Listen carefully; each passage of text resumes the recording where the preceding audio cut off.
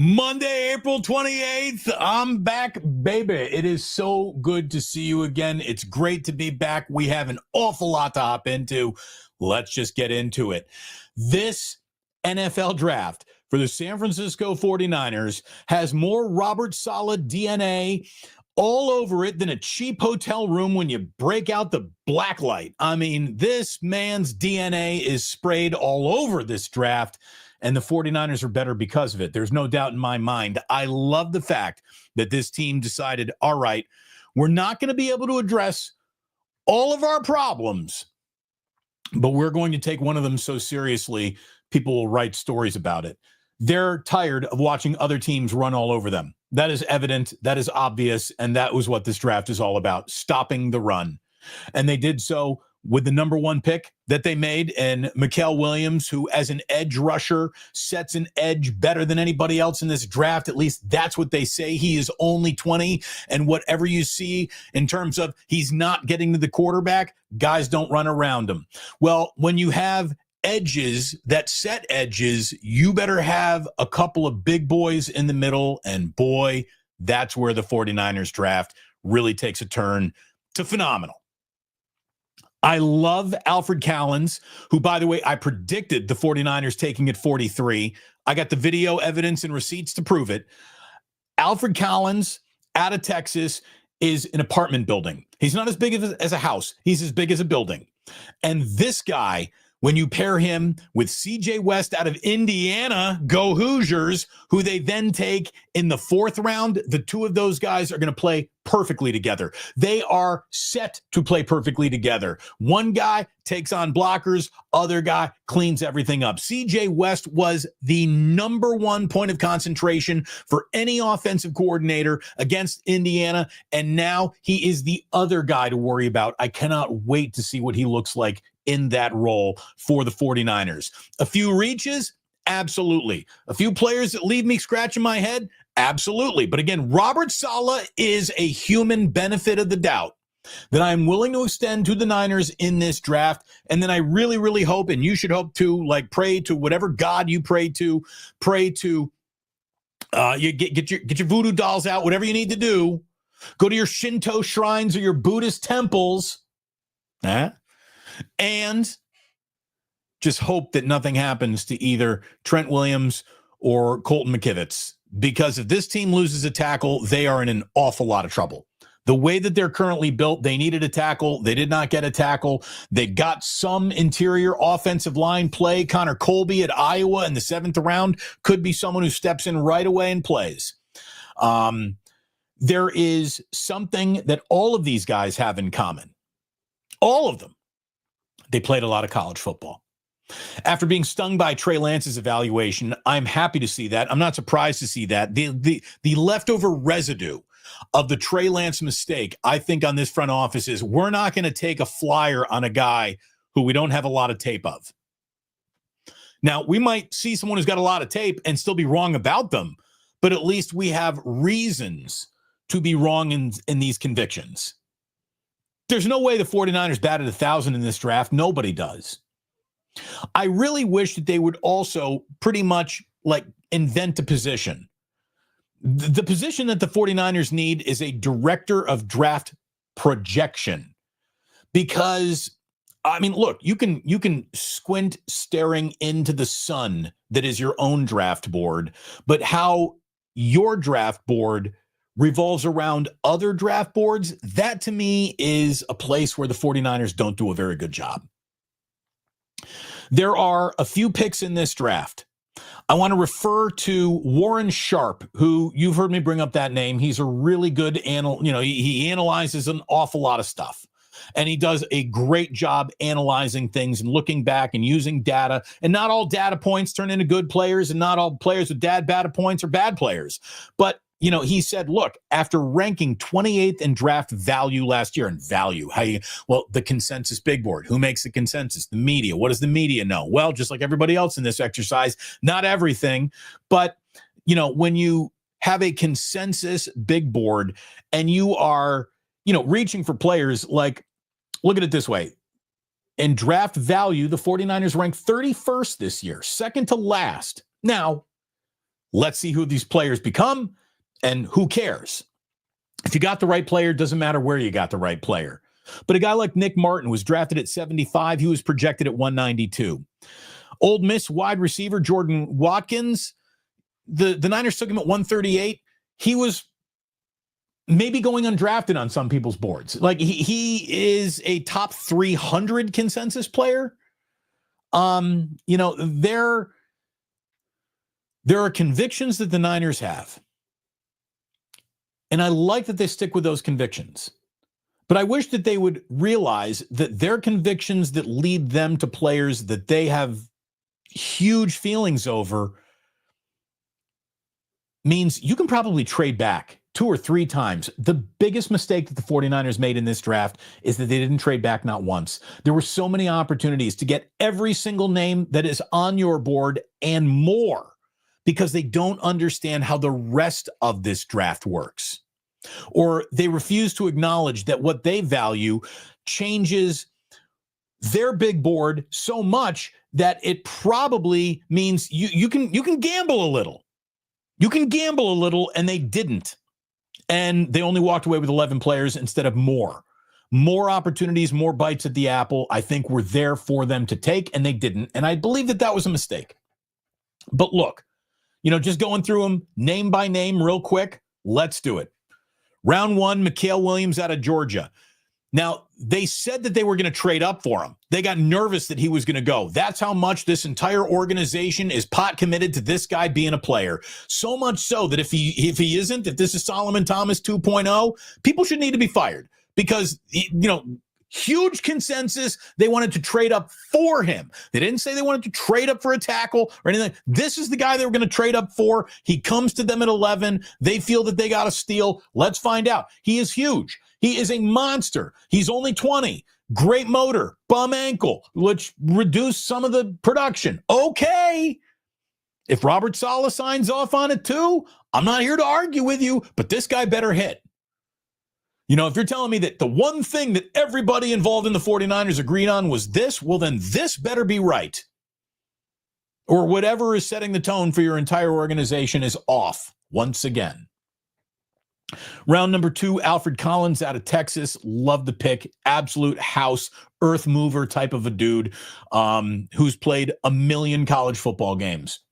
He's seen it all. Big 12, SEC, big games, big opponents, nothing but big opponents his entire career. And he's handled them all. Nick Martin, a big reach. The linebacker from Oklahoma State. Again, you could have gotten Nick Martin probably in the 4th, 5th round, but there you go. I'm going to say that's a Saleh special. Robert Saleh understands linebacker play. Robert Saleh is good at drafting linebackers. I like that pick. Okay, go ahead. No problems there.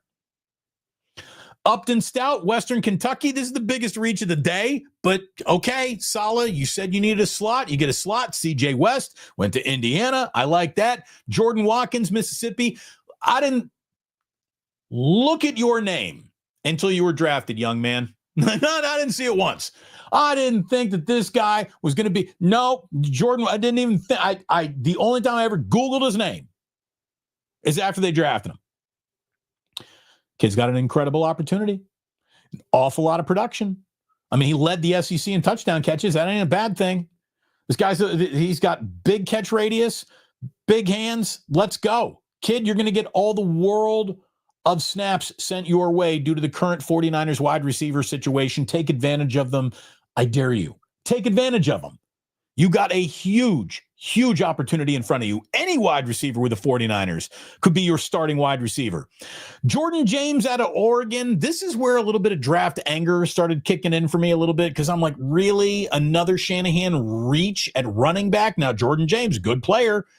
But again, I think you could have had a similar player later in this draft.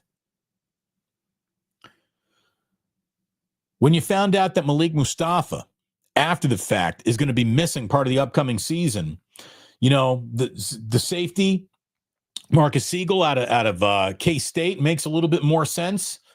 And then Curtis Rourke from Indiana, the quarterback, who is basically a red shirt player, but you can cut Brock Purdy now because the future is assured. No, I'm just kidding. Again, I don't know why they drafted Curtis Rourke. I'm surprised by that. They must really fancy him or must really be big fans of Indiana football like me. But I was really surprised by that pick. I thought that there was an opportunity to add a little bit more beef and somebody to compete for some tackle snaps, backup, obviously, but another offensive lineman. Then Connor Colby out of Iowa was a 7th-round offensive lineman drafted. Guard, go get him, kid. Again, you're going to have an opportunity to step right in. He played a ton at Iowa. Then a Junior Bergen out of Montana, wide receiver. Absolutely no clue. Good luck. No clue. I'm not going to wax poetic about him at all. The 49ers final pick being that 7th rounder. But we'll see. We will see what it all looks like when it's said and done. I'm excited. I think the Niners did get better. For the first time in my life, because of being in Japan, we'll get to all that in a second. This was the first draft that I ever consumed without the help of NFL Network television or ESPN television. And based on the shit show that the Shedeur Sanders fall became, and, Mel Kiper basically jumping the shark right in front of us, in front of you anyways, I didn't see anything but the highlights after the fact. And I'm glad, because he would have driven me nuts. He's been around the league to know that his opinion about someone is not the end all or be all of anything. But the Sanders slide was extraordinary, and we'll talk about it in a second. It was extraordinary for a lot of reasons. But I watched so much of this, not on ESPN or NFL Network, not on my usual outlets, but across YouTube. And some people did a great job on YouTube, starting with my pal Larry Kruger and Kevin Kruger did a great job covering the picks and being all over everything. Dave Lombardi, my pals Dieter and his friend Hutch did a great job. Guy Haberman did a hell of a job. Steph Sanchez, Matt Mayoko, Brad Graham, Eric Crocker, John Lund. I watched an awful lot of 49er online content, and people really stepped up in this draft, did a great job. I don't think any radio station in the Bay Area covered the draft as well as YouTube did. I'm convinced of it, as a matter of fact. So nice job, everybody. Nice job with the draft coverage. It was cool to watch it. Being so far away from home, being on the move, being on, a level of vacation where I'm not going to sit around for 5 hours watching a list of names being read. I was just, in my phone looking at these things real quick. Here's a name, pop a video, quick evaluation. What do you think? It was good job, everybody. Really good job. It is good to be home, though. It is really, really good to be home. I am sure that when it comes to being home right now, we got my man JP in the 510. He's home too. Konnichiwa, Damon. Hope your jet lag is subsiding. You too, my man. You, your lovely wife. This is the Plus Mania Tokyo Drift that was able to happen in Tokyo. We did get together. We had lunch. We had beers. It was a great time. His wife, VNA, is an absolute sweetheart. She came with gifts for the children.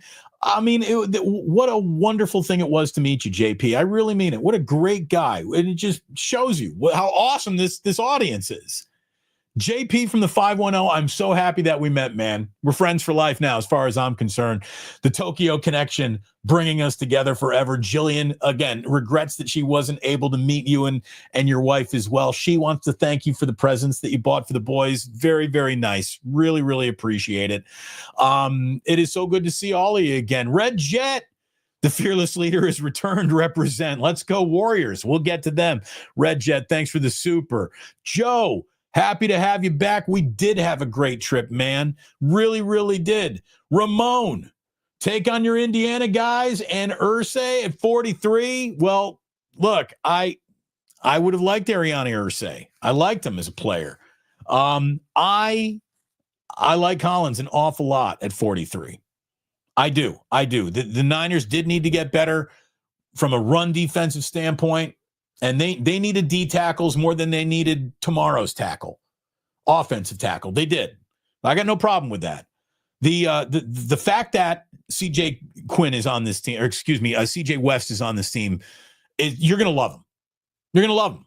Kid was a one-man wrecking crew in Bloomington this year.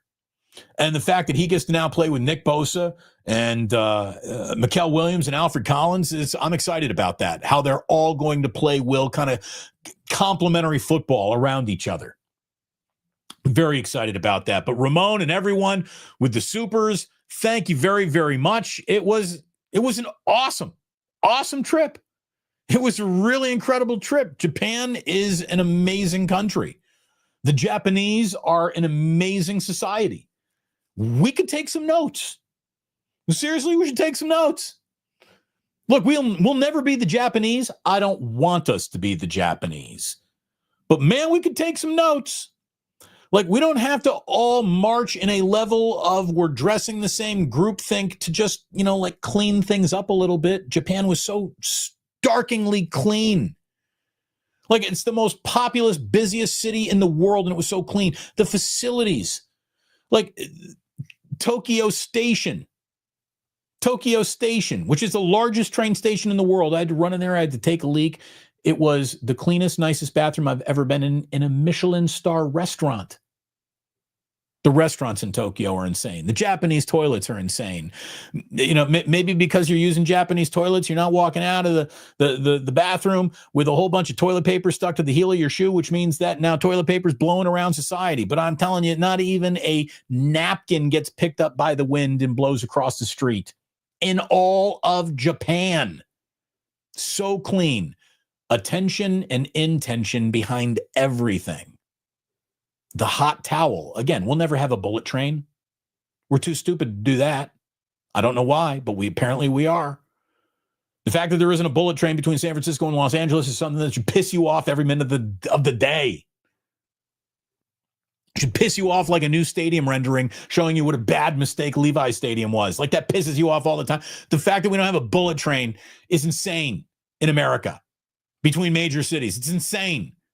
Can we just start with a hot towel? Just a hot towel. Whenever you sit down, they give you a hot towel at a bar, at a restaurant, anywhere you go, maybe even in a movie theater. I don't know. We didn't go. But I mean, everywhere you go, you get a hot towel. It's nice. Just start with that, America. Can we do hot towels? It's not that Japan is in the future. We're in the past. That's the problem. JP. Great to hang and spend some time with you. Convenience stores are ruined for me now. Me too, man. Me too. That Lawson's egg salad sandwich. There's a video up if you want to see me eat an egg salad sandwich in Tokyo. Freaking delicious. Everything from that store was delicious. I was told, take the chicken katsu sandwich, buy the chicken katsu sandwich, the egg salad sandwich, and then take the chicken katsu and put it in the egg salad sandwich, then eat that. I did that. I built my own. And it was delicious. I would never eat an egg salad sandwich in the United States from a convenience store. Never. But it was incredible. It was incredible. It was an extraordinary trip. Again, traveling gives you perspective. Traveling gives you perspective. And perspective is, how you start changing your life. When you start looking at things and changing, your minds about things. And it was illuminating. It was incredible. It really, really was. The perspective that the 49ers have on drafting players, I think, changed dramatically after the Trey Lance debacle. Because, the unproven still haven't got a lot of footage, don't know. That's not a single player that the 49ers drafted. Even the players that the Niners drafted who I don't particularly, think was the right guy or I love or there you go, do it now, draft that guy right now. Even the players I'm not going to complain about because nobody knows anything yet. Everyone comes with quite a body of work. And I do like that. All these players have their bona fides as college players underneath their belts. And I do like that about the draft. Absolutely like that about the draft. And I got to watch it on YouTube, and it was pretty interesting. It was. We could pick it all apart, and I started doing it on Wake Up. We're like, okay, so, If you could have had Cam Scattaboo early, if you really wanted a running back who was certainly a dynamic offensive playmaker, could be a little bit of an offensive weapon as well. And if you get that guy right there, then that frees up 2 picks. 2 picks later could have been Chris Paul Jr., the linebacker out of Ole Miss, Jackson Slater, the guard from Sac State, J.J. Pegues. You wanted a running back who doesn't fumble. You didn't have to go early in the 5th for a running back in Oregon to do that. You could have gotten Kyle Monange, 7th rounder, who went 7 picks after Curtis Rourke. He doesn't fumble at all, never either, from Rutgers. You can't even knock the guy over. You could have had that guy.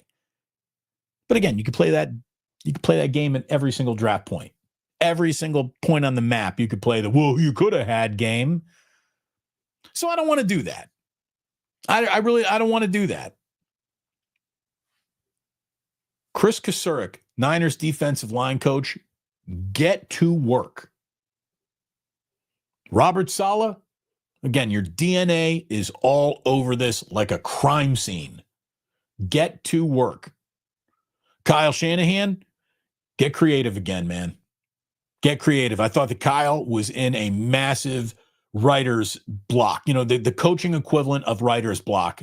He had that last year. Now, maybe that was directly related to who couldn't play on any given day. I'm sure it was, but I think the Niners are a better football team here and now. Now, I'll tell you also, without a doubt, my friends, Seattle had a really good draft. The Los Angeles Rams had a really good draft. I mean, every single NFL team wakes up today thinking, yeah, really good draft. But I did like a lot of players, both of those guys, a lot of guys that Larry and I talked about being projected to the Niners in the drafts that we did, in the mocks that we came up with, are now either Rams or Seahawks. So there's competition, baby. It's coming everywhere. I love it. I think the NFL, when you can sell hope, you're having a good weekend. And then you had the lunacy that was the Shedeur Sanders drop. And it was crazy. It really was. The instant reaction to Shedeur Sanders dropping and Mel Kiper's reaction, and then the internet's reaction to Mel Kiper's reaction, was a snowball of a sociological experiment, the likes of which we've never quite been able to run really like that in real time. Everything that you love about the draft, it was all right there in Shedeur Sanders. This grand experiment was made perfect for our modern times. It really was. That's before you even get to the prank phone call, which is the cherry on top of the modern times of this moment. You know, it's funny.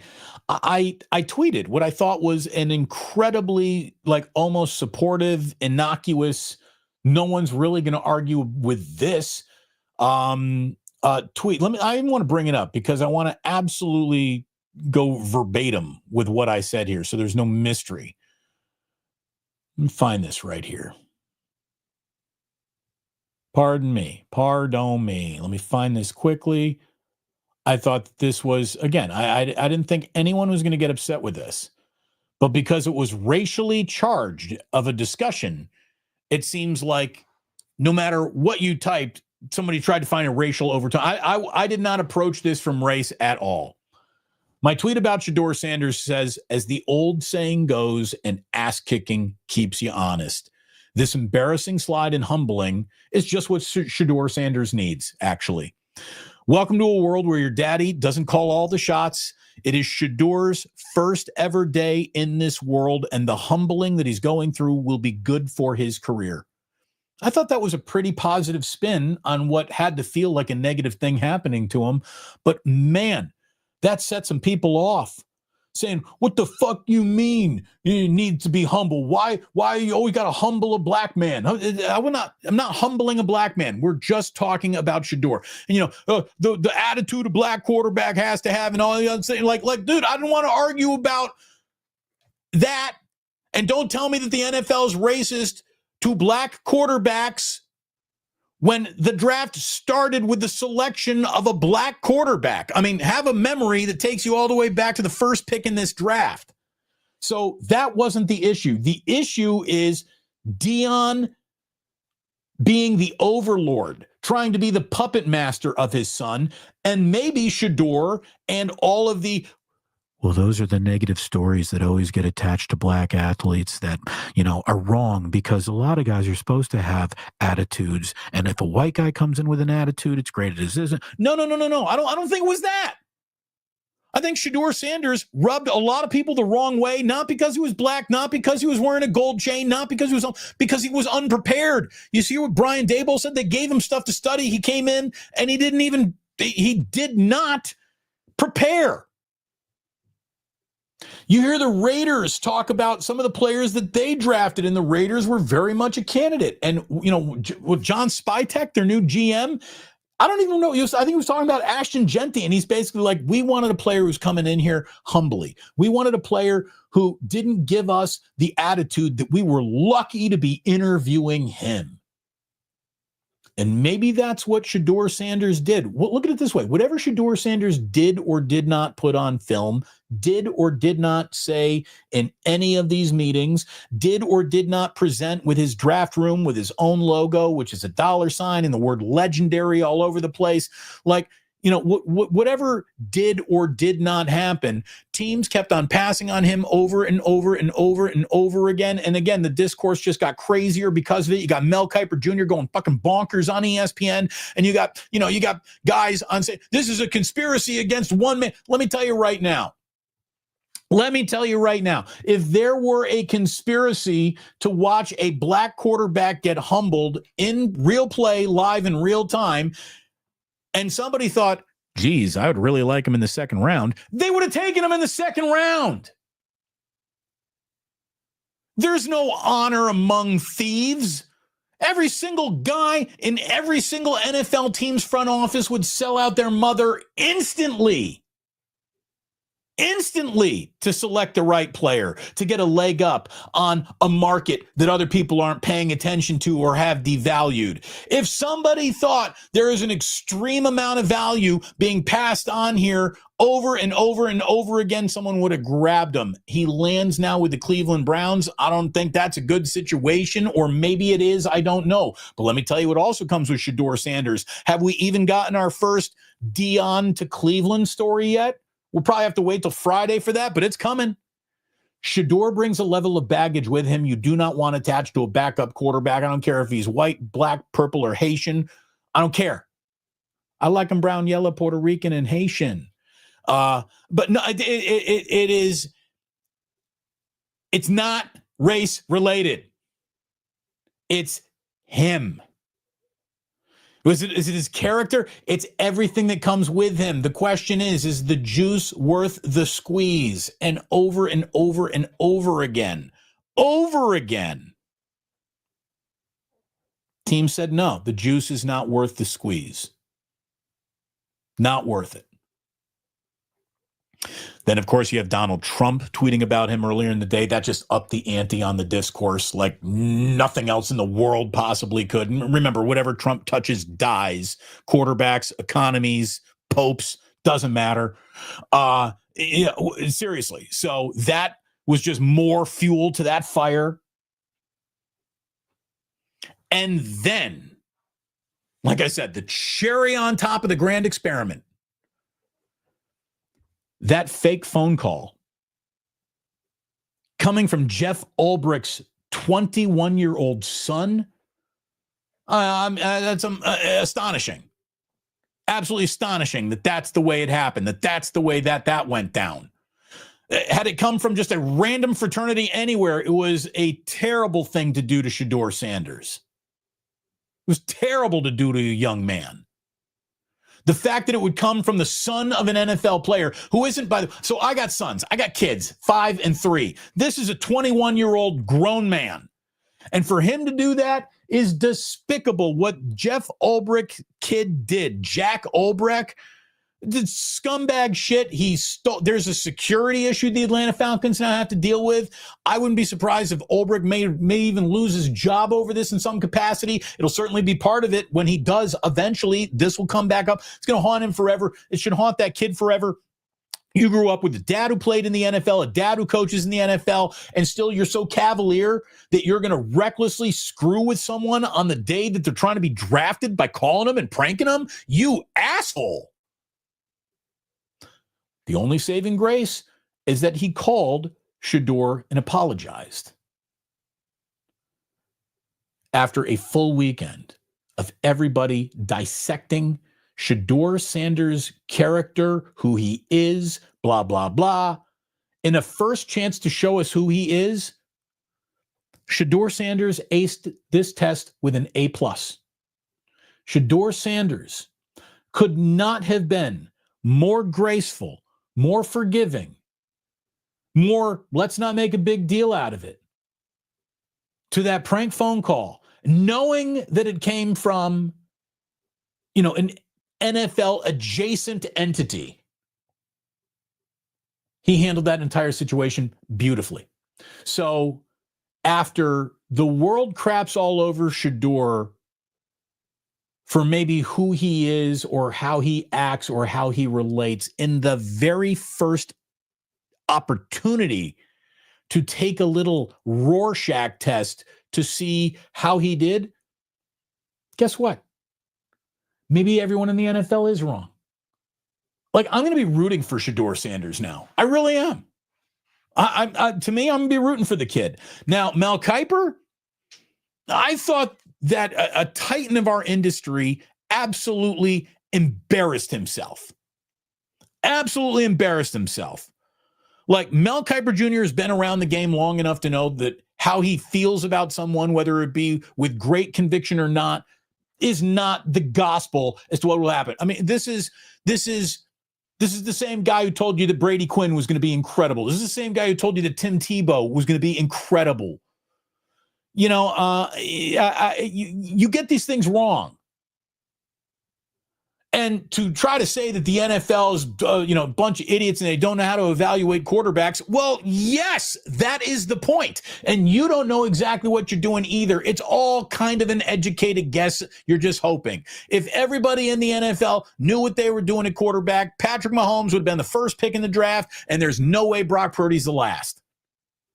Ever. So nobody knows exactly what they're doing the whole way through. That is obvious. It's obvious. So it's just, it was insane.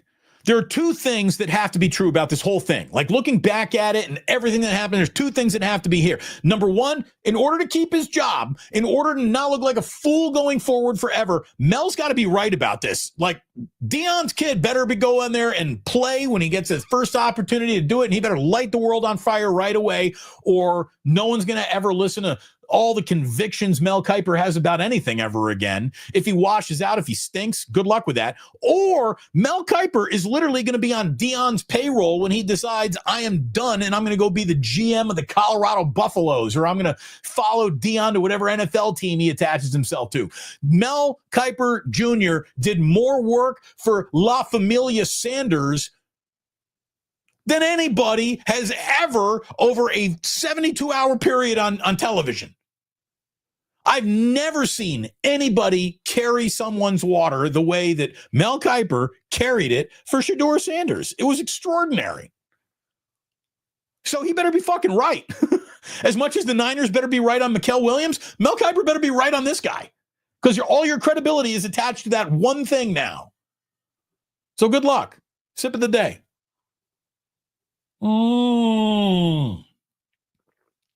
Good to be home. Good to be home. I'll tell you what, it's so nice to be home. I got some work to catch up on. My jet lag's finally gone. I got to run and stock the fridge for the boys this weekend. There's a few things I got to do. And one of them, as far as I'm concerned, is stop on by and see. Oh, no, hold on. That's my buddy. We'll get to the Warriors in a little bit, but we'll talk to Cyrus this week. There's my buddy. I got to put his face on his face. Ike of Ike Sandwiches. Oh, my God. Ike, you got to open up in Tokyo, baby. They don't have a sandwich like yours over there. We need an Ike's Tokyo Drift. We need an Ike's in Tokyo. The food, by the way, in Japan Man, it was unbelievable. Every single sandwich at Ike's is unbelievable. Go find out for yourself. By the way, I am so proud to announce, and I am so happy to tell you that our friends at the Dubliner are in for the rest of the year as official sponsors here on the Plus, and we are going to be doing Plus Manias. I'm talking to Kenny about putting maybe a Dubliner Plus Giants game together. We're all going to get tickets in the bleacher one day and hang out at a Giants game. Details to come. Kenny and I got a lot of work to do. But I'm so thrilled to announce officially that the Dubliner is going to be remaining a sponsor of this show for the remainder of the year. Their commitment to the Plus is incredible. I thank Ike for that as well. And let me tell you, if you do right by me, I'll never do wrong by you. I got your back forever. You know how I feel? My God, here I am. I'm still drinking black and whiskey, even though they're not sponsoring anymore. All sponsorships eventually come to an end. Our friends at Uncle Boys, I love those guys. Forever and a day, you had my back. I'm always going to have your back. This brings me to something else that I want to show you, because my neighbor, Mike Lee, who is raising his children across the street from my children. It is Mike and Jing Lee who helped get Jack into Auntie Ming's, which started the whole Mandarin thing. So we love the Lees. And Mike left his job to pursue a new career and a passion project that is coming to fruition. And I want to tell you about Campsite Tonight. Campsite Tonight is a new app that I want you to go and download now. If you are in the state of California and you're thinking about going on a camping trip this year, think of it as hotels.com, but for campsites. That is his idea. He told me about it. I'm like, that's a brilliant idea, Mike. He will help you find, identify, and book campsites all over the state of California. Now, it's starting in California. It is going to grow to where everybody, hopefully, in the United States can use it soon. But California is covered from the bottom to the top. If you are planning a summer trip, go to campsitetonight.app. Download this app. Support my neighbor. He has a wonderful idea. You will be impressed. Check it out. Hey, this is all launching right now. Like, he just launched this thing a month ago. He needs more people to sign up. So go ahead and download the app. If you're a pluser, we do right by each other. We got a community here. We support each other. Support my man. Download Campsite Tonight app right there. Boom. Download that. Campsitetonight.app. It is awesome. It is awesome. If you are a camper, this is going to be quite an arrow in your quiver. So you can start using it before everyone starts using it, and you can get the hard-to-book campsite at the hard-to-book campground and have an advantage over everyone. So check that out. I love the entrepreneurial spirit, and I am happy to tell you that Campsite Tonight is going to be sponsoring the show for this summer as well, and so we will be driving a lot of traffic to my good friend's Mike's idea. Go take care of my boy Mike. Campsitetonight.app. Download it. Have we got a big see, this is what I'm saying here, Big Mac. Sounds like a great idea. Good luck to him. I hear all sorts of ideas for apps that as soon as I hear it, I'm like, well, that doesn't make an awful lot of sense. As soon as he said that, I'm like, that's freaking genius. That's a great idea. Yeah, I do need to get a higher resolution. No, so that is my fault. He gave me a really nice high-res logo. I need to do better with that. Jillian had to turn around and go to another trip, and we didn't have time to download. It'll look better soon. I'll do better by Mike, but I'm just selling you Campsite Tonight. We will do that. We'll get a better logo out there for Christopher. You're right, Christopher. I mean, it looked okay, right? Let me see. Boom. Let me look at it. Hold on. Yeah, just a touch grainy, but it looks pretty good, right? It's a great little app. It looks good sitting there on your phone screen. Nice. It's got a nice button. I don't know much about technology other than that's a really good idea that Mike had. So go ahead and download it. Boom. There you go. JP, down from day one. Just signed up for the app. My man. I'm my man. That logo looks great. That logo looks great. Shiznet saying, Larry, way too much energy. I have a return flight from Japan, crashing 321. So I'm not Larry, but thank you. Yeah. Look, my sleep is weird anyways. I didn't really feel jet lagged until we got back to the United States. I took a 2-hour nap and I woke up. I'm fine. Dude, come on. I've been to 150 fish shows. It takes more than a little sleepy to knock me out. Take drugs, Danny? Every day, sir. Caddyshack. No, but it takes a lot more than you're a little sleepy to wind this kid down. Not to mention, I was so psyched to come back here and talk to you. I missed you. I really did. I was driving Jillian a little nuts. I think when I just lean over into her ear and I'd be like, I think the 49ers are getting a lot better defensively, but they might be doing it at the expense of protecting their quarterback and with a $50 million investment per year that they're about to make in Brock. And Jillian would be like, God, we got to get you back on the air. Seriously, we got to get you. We got to get you back to YouTube. This is you're driving me nuts. I've been dying to do this show for like 3 days. I'm thrilled to be back. I really am. I'm so excited. The channel's growth has been phenomenal while I was away, not even uploading many videos, certainly uploading off-brand videos. I'm not a travel channel.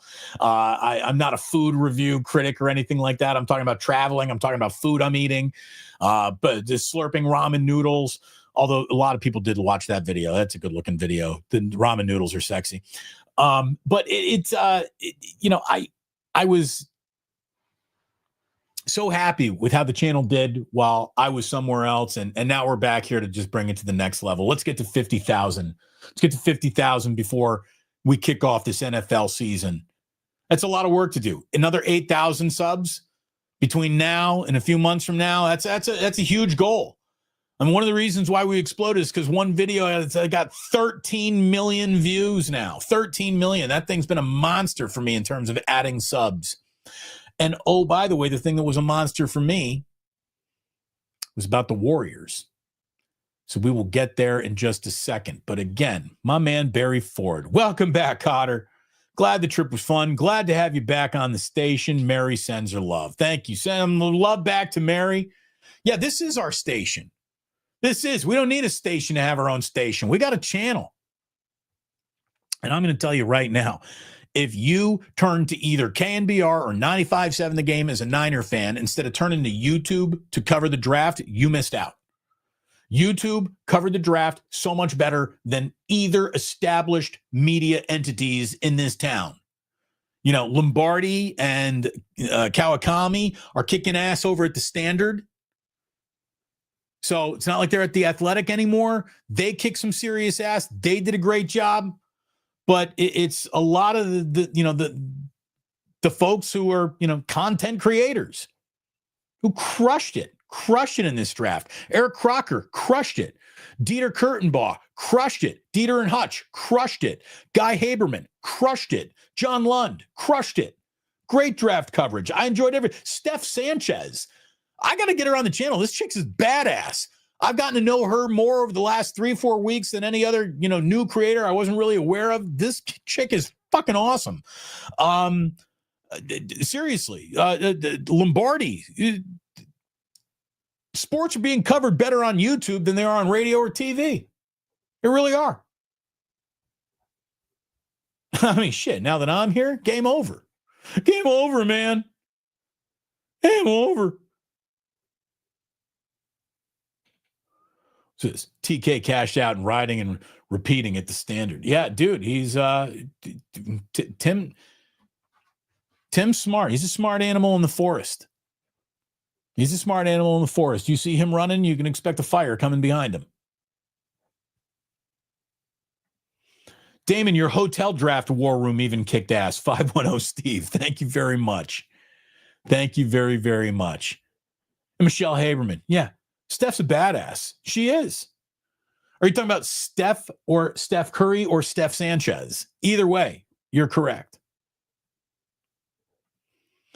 Get Bonnie Jill on the show. KNBR did her wrong too. Bonnie's kicking ass. She is out there. She's kicking ass.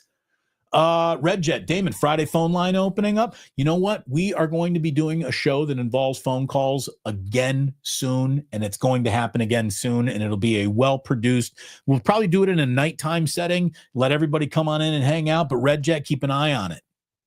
It's coming. Michelle Haberman, yes to both. Yes to both. The hotel room was fire, Irwin. It really was a nice hotel room. We about to see LeBron get eliminated? I hope not. I'd rather the Warriors take on the Lakers in the second round, number one, because it's sexier. Number two, it's got more star power. Number three, I think it got a better shot of beating the Lakers than they were this Timberwolves team. Dude, Anthony Edwards is the best player in the postseason so far. This kid is killing it. He's been unbelievable. Wait, shoving LeBron last night? I love that. I love that. You know, you want to take it from the king, you got to take him out. And he was trying to, in a good way, not a dirty way.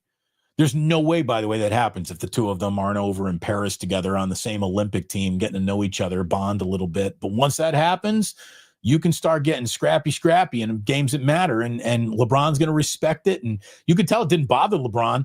But I mean, he's sitting there. He's like, boom, boom, pushing him in the chest, two-handed. I loved it. Absolutely loved it. Can we talk a little NBA? Can we talk a little NBA here? You know, that's the thing. The draft is over. What's left to say? It was all speculation. Anybody who's given a grade today that isn't an incomplete is a flaming asshole who's just pretending. That's all. I get it. You got a master to feed. I get it. The only letter grade anybody can get is an incomplete. So screw draft grades and all that stuff.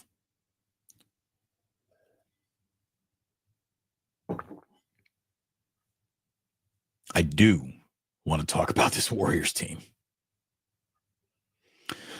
I specifically want to talk about Steph Curry. He is, it's funny. I mean, one of the things I even noticed when I was, on the flagship station, I didn't ask Steve Kerr very many questions about Steph Curry. Ray Ratto and I didn't talk very much about Steph Curry because it was just assumed he's going to be great tonight, and he usually was. Whatever problems the Golden State Warriors were having, well, they weren't Steph's problems, so he was never part of those conversations. His quiet leadership is something that I've admired up close and from afar. There's just nothing left to say other than this guy is one of the single greatest we will ever have the privilege to say we saw. That's it.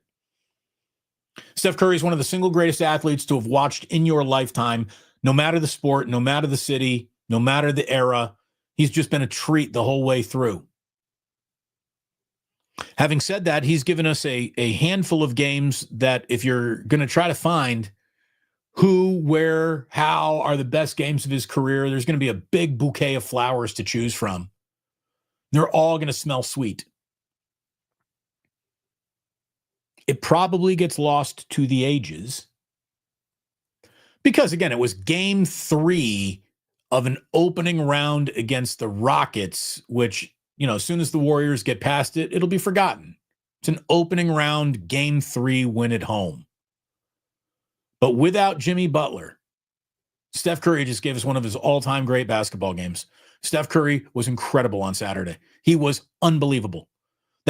You can't play better than that. He was amazing. For a guy who gives us amazing every single time we look at him, his level of amazing was incredible. The Warriors don't do that without him, man. He is so special, and the fact that they did it without Jimmy Buckets is so special. And Draymond Green, I'm telling you, Draymond not getting Defensive Player of the Year is the best thing that could have happened to this run. I don't think it's good for Draymond. It's not good for Draymond's legacy, but Draymond was just in war daddy mode. And game 4 is at 7:00 tonight. Let's go. Probably not going to see Jimmy Butler in this one either. Maybe we will.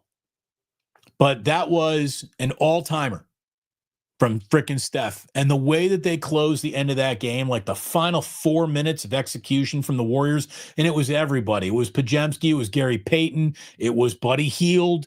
It was everybody. pulling on the string in the same direction, moody in those final closing minutes where it went from, the Rockets are kind of in this thing still to, oh, no, they're not. Or it's good. It was so impressive. So impressive. And when the Warriors are playing like that, they're so much fun to watch. I enjoy it while you got it, kids. Enjoy it while you got it. There's not much of it left. So enjoy it while you got it.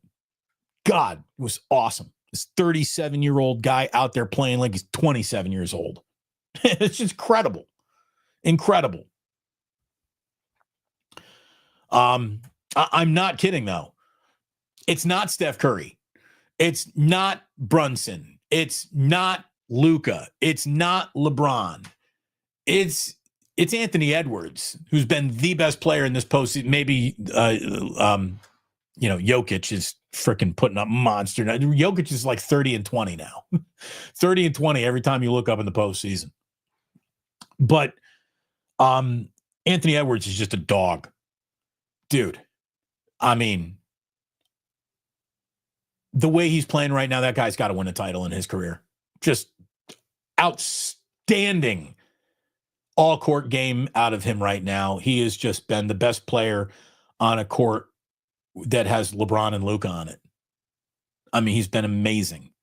I've been enjoying watching the Timberwolves. This entire first round has been really good. The NBA playoffs right now have been fantastic. It sucks, though, that Dame Lillard looks like he popped his Achilles. Dame Lillard's never going to win a title. He's not going to hook up with Giannis and get one. He's not going to be back next year. If this is really a popped Achilles, they're never going to be the same is already the way you got to look at it at his age. And, Klay Thompson will be a nice little example. You can still have a career. It's not over like this used to mean it's over. But boy, is the end and more near now than ever before. Have we got full consensus on Dame Lillard? Man, that sucks for him. That sucks. Celtics, Pistons, Pacers, all up 3-1 in their series. Again, it's been a really fun opening round. Warriors can take a commanding 3-1 lead and then just close it out. Do this as gentlemen. Go, please close it out. Wouldn't it be great to see Jimmy back, too? What a luxury that the Warriors were able to win that game without Jimmy Butler. Man, outstanding. Outstanding stuff.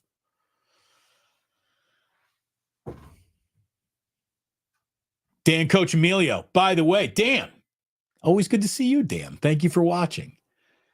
Confirmed Achilles shams. Yeah, when I went on, it was, they're still reevaluating. Looked like.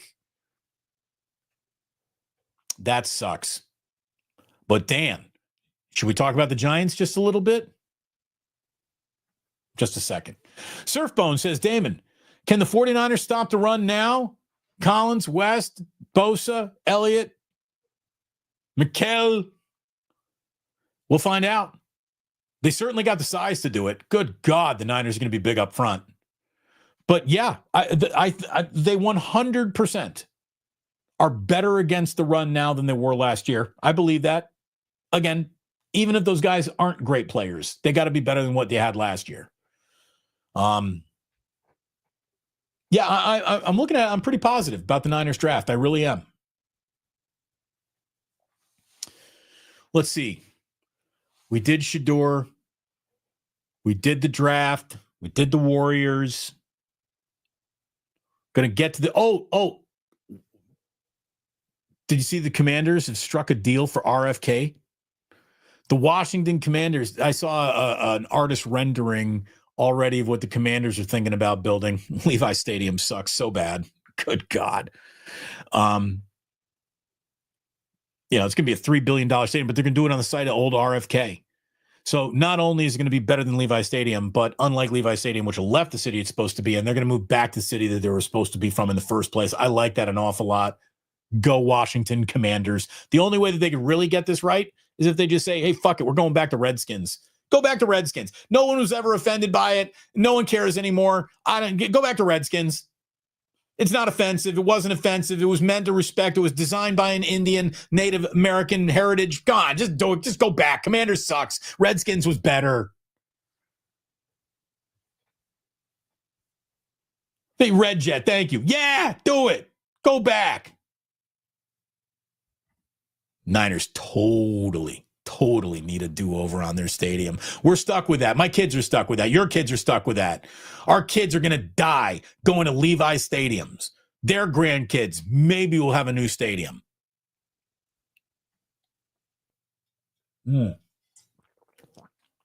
Excellent.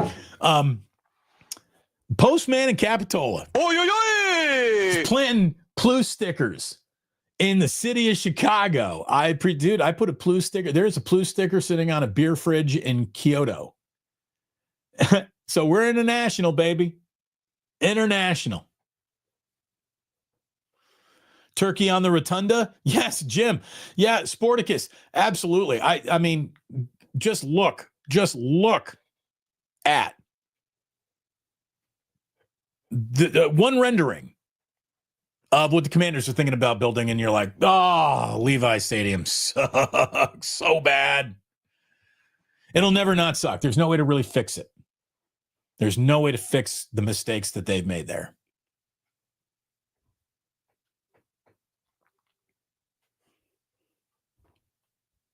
Candlestick, we do miss you. 49ers should have just made a nice stadium where the Cow Palace is. Yeah, it's probably still not enough room, but yeah, yes, go ahead. By the way, I live 5 minutes from that. You know how easy it would have been for me to get to Levi's. You move that thing to Cow Palace, it gets even easier. Be great for my friends who own the Halfway Club there on Geneva. That'd be great for them.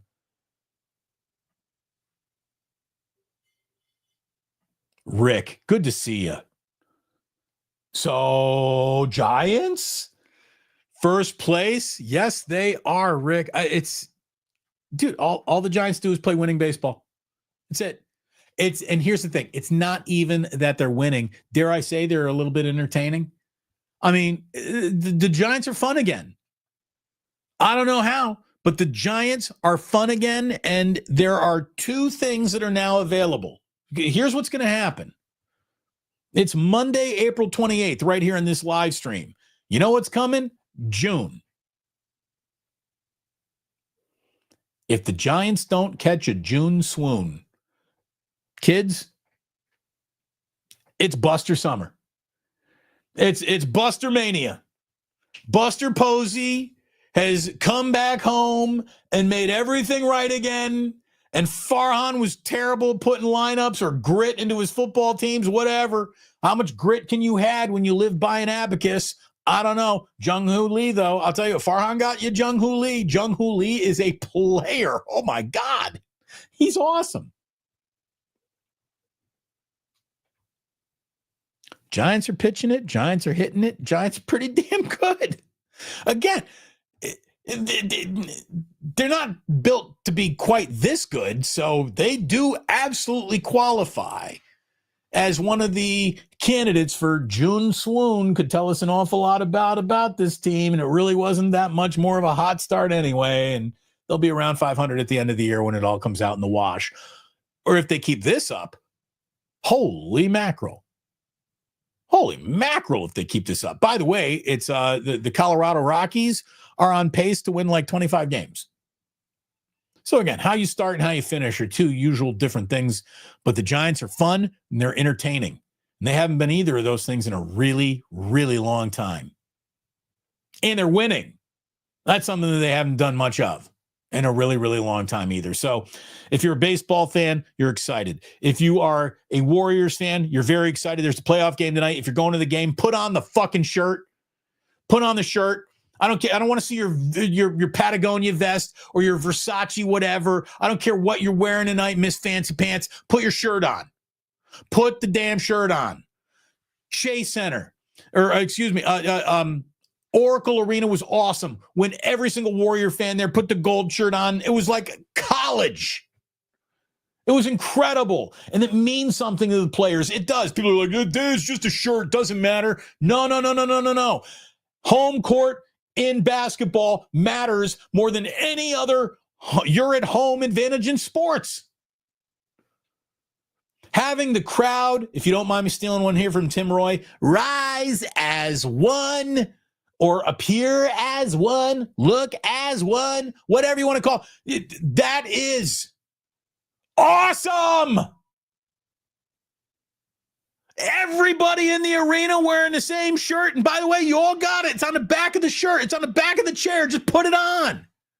Don't know, I'm going to wave it over my head. I'm not going to put it on. I'm not going to wear it over my shirt. You douchebag, put it on. Look at it this way. What happens when professional athletes show up? What do you have? What was that? Kyle Juszczyk and Christian McCaffrey. They're sitting courtside at the Warriors game. Camera catches them. They got their shirts on. I'm sure they're all swaggied out, trying to look cool. Maybe even Kyle Juszczyk's wife made his shit to wear that day. He's not there trying to sell his wife's crap. He's putting a shirt on. Put the shirt on. And don't drop another game to the Houston Rockets.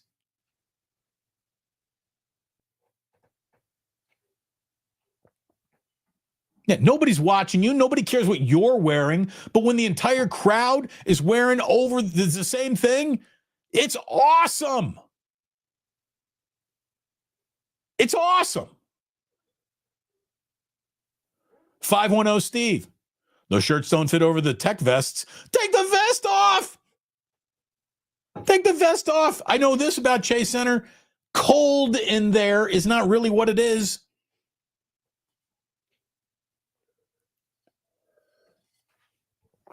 Thank you, Christopher. Thank you. There you go. Damon telling a woman to put a shirt on, that means something. Exactly.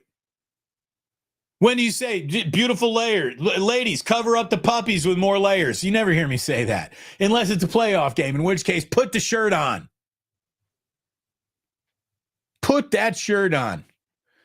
Surfbone. How are A's games going in Sacramento? Not good. As predicted.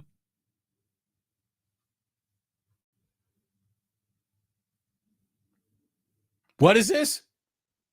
No, put that volume. I'm rocking my shirt over my fancy shit. Exactly. I thought for a second there you were saying Red Jet. You wouldn't. I'm like, I've met you. Red Jet, you seem like the kind of woman who would turn around and tell another woman, put your shirt on. And then I hope you give her a couple of snaps and one of them. That's what I need from you, Red Jet. We need Red Jet on the screen. Put your shirt on. The Zorro snaps all over these bitches. That's what I'm talking about.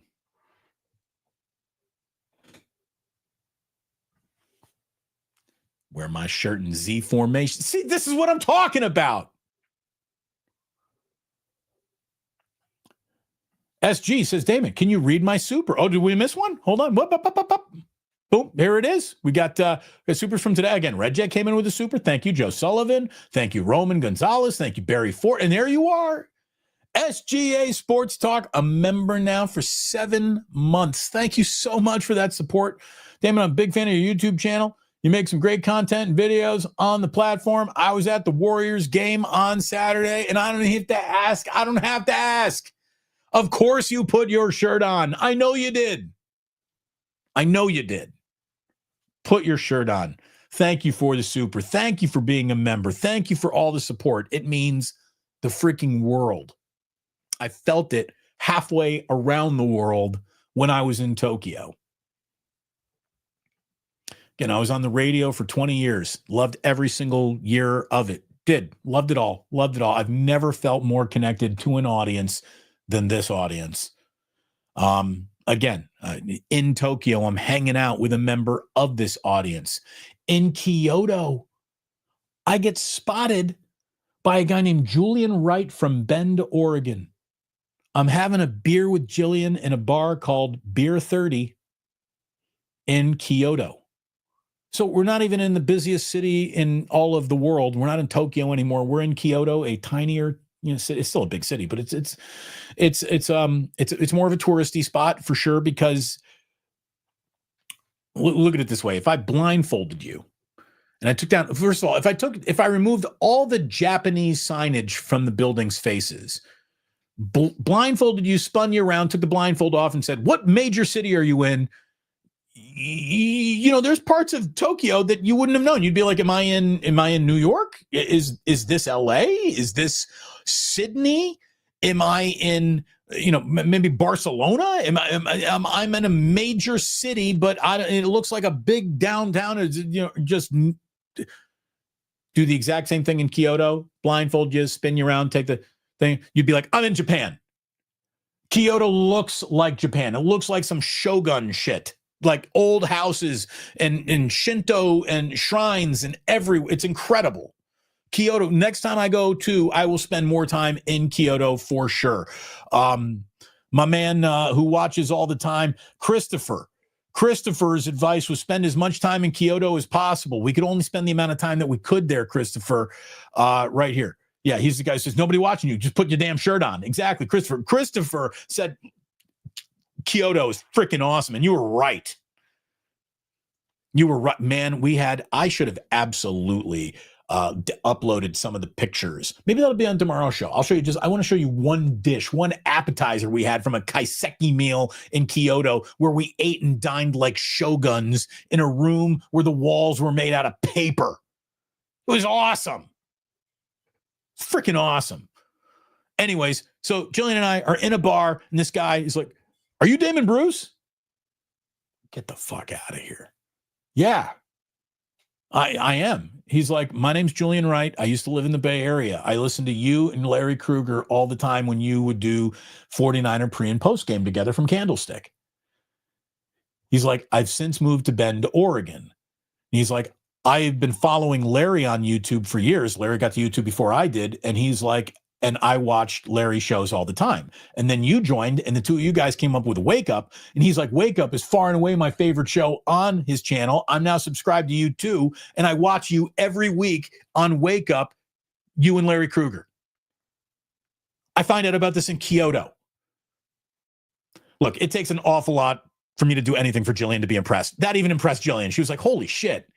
I'm like, that doesn't happen on the radio. That would not happen if we were just on the radio anymore. So it was extraordinary. And that's the cool little thing that we have built here together. My 6-pack is a keg now. Shirt on boo-boo. Oh, I'm sorry. Hey, it's all right. You look good. Welcome back. Go watch Sinners. Excellent movie. Thank you very much, Iceman. Sinners. I saw it. Isn't that the new, it's like a vampire movie, right? I'm always down for a good vampire movie. I'll check it out. I got no time to watch any movies. That's the thing. I got a little time to watch movies on the airplane back and forth, and the selection wasn't great. I didn't get to watch great movies. I'm going to tell you, they don't need to make another John Wick. I watched John Wick 4. It's literally, instead of shooting each other at this close, now in John Wick 4, they're shooting each other this close. I mean, it is just straight up gun on the forehead level, point blank shooting for 2.5 hours. This is a terrible movie. First John Wick, different, good. Fourth John Wick, enough. Thank you. I can't even really remember the other movies that I watched. They weren't that good.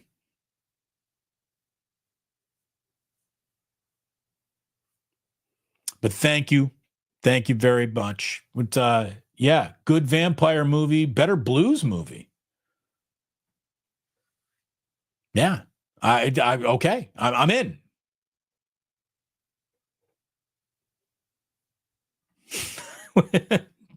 Man of the people, a man of the world. Hey, I have not done, I did no international traveling in my life until I met Jillian. And yeah, travel. It opens up the world, man. It opens up your mind. It gives you a perspective that you can't have if you just stay in the same place all the time. It was illuminating, absolutely illuminating, and it was wonderful. And I thank all of you for being a huge part of this. I mean, it really is an audience that I feel deeper connection with than any audience I've ever had in my career. So thank you all very, very much. And today, to thank all of you, my gift to you is a little bit of a history lesson. Are you ready to wrap it up? Time for a little today in history. Number one, I just saw this. No, now, I'm not going to get into this because it will take me down a path that makes this it would quickly turn this segment into an unwanted house guest. We're not going to be happy birthday to every athlete who's having, but I just saw it's Matt Chapman's birthday. So happy birthday, Matt Chapman. Let's get that average up. He starts pulling his weight too offensively. Giants, I mean, he's not even really hitting well yet. Hell of a third baseman, though. So happy birthday to him. And happy birthday, again, I was not a big fan of this guy, certainly, when he took over. Wasn't a big fan. He never really made me laugh, but he was a big part of American television. Happy 75th birthday to Jay Leno. Happy 75th birthday to Jay Leno. Let's see. This is one of those rare today in histories where we have something from the 1700s, the 1800s, the 1900s, and the 2000s. So let's take a walk through time, starting in 1789, where today in 1789, the HMS Bounty was taken over in a mutiny by Fletcher Christian, the first mate, and Captain William Bligh and 18 of his loyal supporters were set adrift in a small boat. Why do I bring that up? For a lot of you who were a big fan of Bugs Bunny cartoons, whenever you would see Bugs Bunny do his pirate outfit kind of thing, and it wouldn't be pirate, he'd do like a naval officer and be like, Mr. Christian. It was making fun of this moment. This was one of the first big mutiny on a boat stories the world has ever known. Mr. Christian! Bugs Bunny voice, of course. There you go.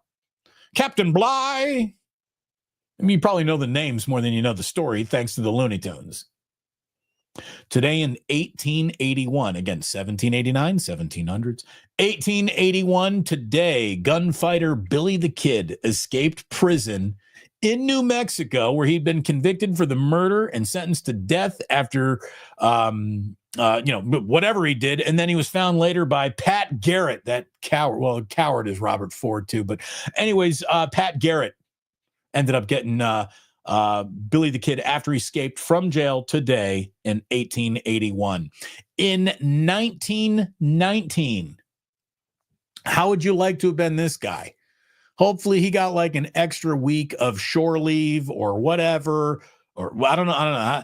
What do you get? Extra scoop of potatoes at dinner, whatever.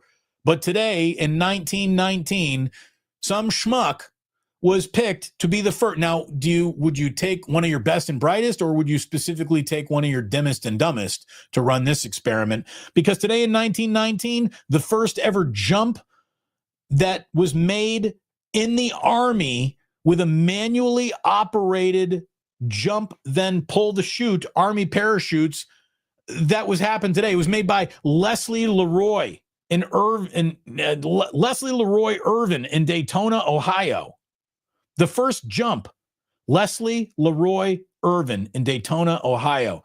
I don't know anything about Leslie other than he was either dumb enough to volunteer for this or brave enough to volunteer for this. But either way, I'm telling you, I would parachute. Not now. Now I got kids. I'm not parachuting now that I have kids. But single guy Damon had ever given the opportunity to go parachuting, I would have. I just never got the opportunity to do it. But yeah, I like a good little thrill. Like I would do it. I trust enough in the parachuting community to get it right now. But to be the first guy to ever do it? No. I would never have been the first guy to jump out of a plane wearing a parachute. I would have never been the first guy to look at a lobster and go, yeah, let's try to eat that. Sometimes being the first comes a little bit more bravery than I've got in me. And no first lobsters, no first parachutes. Today in 1967, speaking of the Army, Today in 1967, Muhammad Ali refused to be inducted into the United States military and was stripped of his heavyweight title. That happened. Cassius Clay would become Muhammad Ali very much through this moment. But that is when, somebody said, my man's standing on business. No one in the history of the United States has stood on business in the way that Muhammad Ali stood on business in that moment. That's some real man shit. Speaking of, what I liked about Japan is they basically tell you, you're not going to be a victim of anything. Like there is no crime essentially in the country of Japan. It is kind of crime free, and it is certainly violent crime free. And when you get on, it's called the Shinkansen. I don't know if that the direct translation is bullet train, but they call their bullet train the Shinkansen. Shinkansen? I don't know. I never was good at pronouncing that. Like I can rob buenos noches, but the konnichiwa never really came out of my mouth very well. The Shinkansen is their bullet train. And like anything, you go to a place and they're like, you can't bring this on the train, can't bring that on the train. And they show you all of the things that are weapons that you can't bring on the train. And because you're in Japan, there's some cool freaking weapons on there, like nunchucks and shooting stars and katanas and all sorts of these are Japanese weapons. Yes. Okay. We're in Japan. This makes sense. At no point on any of these do they say no guns, because there are no guns in Japan. They're not there. So they didn't even have to tell you, don't bring them on the train. You can't bring on something that basically does not exist. Well, I tell you that to tell you this. In 1996, an Australian gunman named Martin Bryant, he began a killing spree that left 35 people dead, 18 other wounded at the Port Arthur in Tasmania in Australia. And basically that happened. And Australia said, no more guns. No more guns like this anyways. No more, AR-15s. And there hasn't been a mass shooting in Australia since. Huh. What do you know? I look, we've all had such a nice little show today. I don't want to go wading into sensitive topics, but yeah, when you're in a country and you see that they don't even have to warn, don't bring a gun, it's kind of nice. I did try to convince Jillian we needed to buy shooting stars for the boys. She wouldn't. It was like nunchucks. She's like, Ozzy with nunchucks, he'll knock us both out. I'm like, you're right about it, so can't do that. I told you that we had a little something, by the way. Yeah, no swords. Yeah, no swords. Isn't that nuts?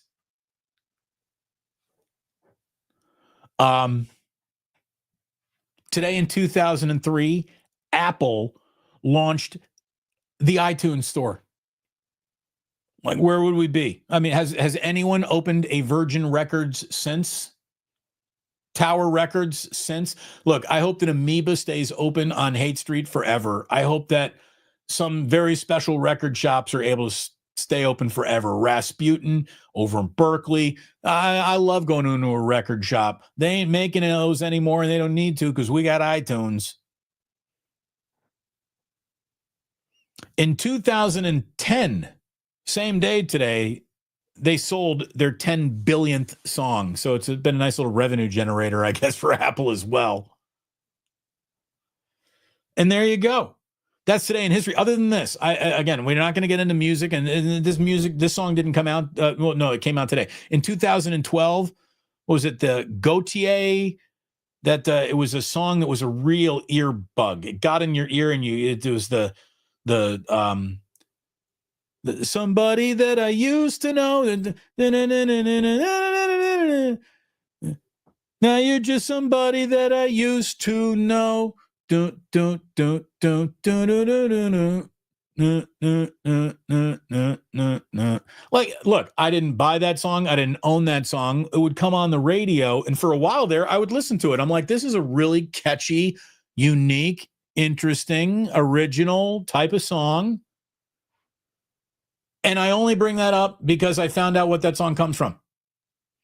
The hook in that song is sampling Ba Ba Black Sheep. Ba Ba Black Sheep, have you any wool? Yes, sir, 3 bags full. 1 for my mister, 1 for my dame. Somebody that'd cut me off. Eh? So there you go. I have to suffer through that. You have to suffer through that. And that's how we're all bonded together. We suffer the same earworms. Freaking Ba Ba Black Sheep. No wonder why it was so catchy.